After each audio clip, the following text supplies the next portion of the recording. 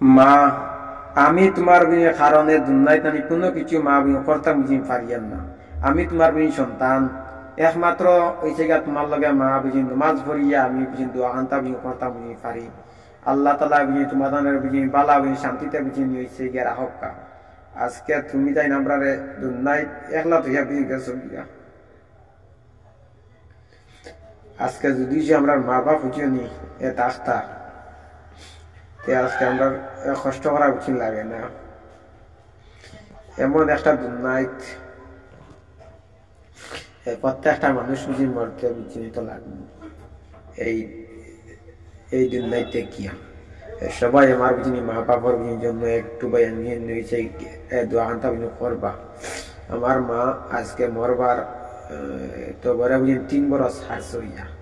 সেই মার কথা বুঝিনি, সেই মার কথা হইলে বুক দিলটা বুঝি ফাটিয়া বুঝিনি যায়। এমন একজন মা 10 মাস 10 দিন ফেটো বুঝি লইছেন, আজকে সেই মা বুঝি দুনিয়ায় নাই।